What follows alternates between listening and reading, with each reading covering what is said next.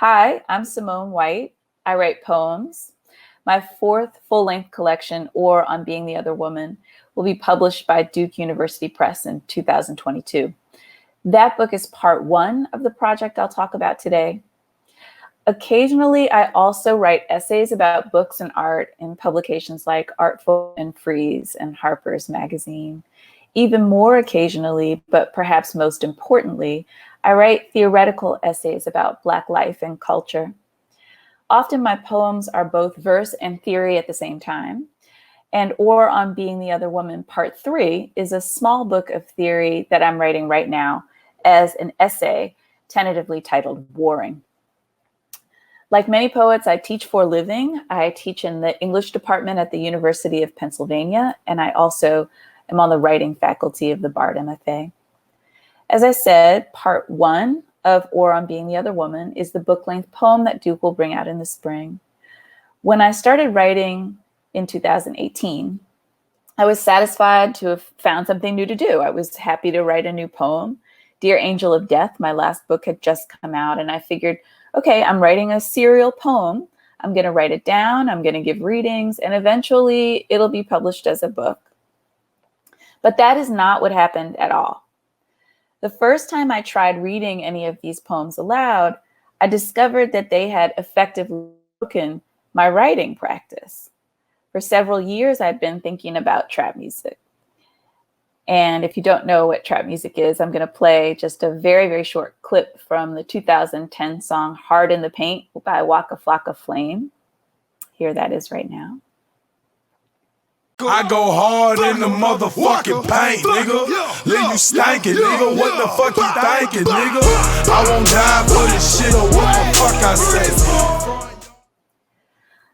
I suspected trap was giving information about shifts in Black culture and life that academic Black studies couldn't keep up with and had almost nothing to say about. Or on Being the Other Woman was a way of working through what I was learning, both about criticism and sound and my own life as a result of listening to trap music. I was writing a poem that sounded like this. These 5 tones, race rimmered, emit a melodic noise I've never heard anywhere. Sway Lee is composer Prince of Melancholy, being related to sex and money, which way it slants. Overtop each outcry, could you repeat once more the urgently communicable passions of us? The only thing I can think of like it is the emoji that shows the silly face, lean to the left, laughing and crying. Belief in the single or primary nature of space-time falls therefore out of its place, drops off comically in a drool. Comedy is thus cruel regarding the dual opportunities presented by catastrophe, such as stroke. Every time Juicy J shows up on a track now, there is some comedy in it. You say no to ratchet pussy, Juicy J can't. I ran for 45 minutes. Concurrently, I worked out a pretty nuanced system for talking about Power Glide. But I was hearing this.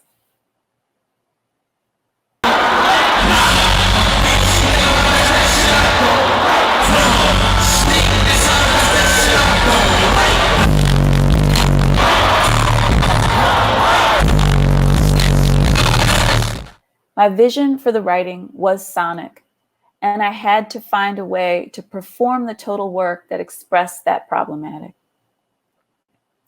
I had some opportunities to experiment with established formats like lecture performance, and here's documentation of a collaborative reading I did with Jabad Khalil Huffman at Sable Alith Smith's Cream at the Kitchen.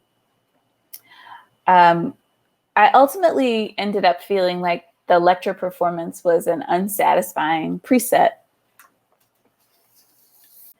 Gradually, I came to understand that this would be a new performance form, as much of an experiment as anything that I've ever written. I wanted it to be dialogical and conversational. I wanted it to be mobile and possibly also modal, that I could perform sections of and then move around. It was technical, it was minimalist, and it was noisy. I needed collaborators whose skill sets were very different than my own, but who were also interested in poesis as it's happening in Black culture today. I'm going to show a clip from a 20-minute video collaboration with the poet Ben Krusling, which works across poems that we wrote together about the work of Chief Keef. We made this for the Poetry Project's annual marathon this year in 2021. What we said for a little while ago was like, I got stuck trying to say, like, is it rapping? You were like, no, it has elements of singing. It has, and I was like, oh, well, maybe we can just say like how he makes verses or says words or something like that. Because here, like in the Young Thug song that you just played, he actually didn't have that many effects on his voice, which usually he would have. And that's probably why it has more emotional resonance.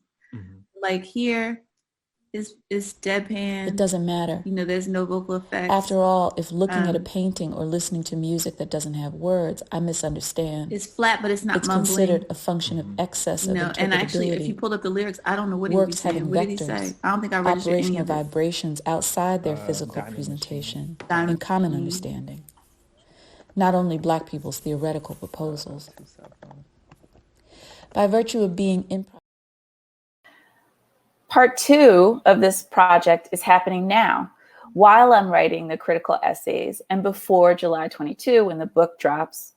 In fall, with approximately 60 pages of critical writing drafted, I'd like to be workshopping and presenting aspects of Or on Being the Other Woman, the poem, and the essay, which is tentatively titled Warring.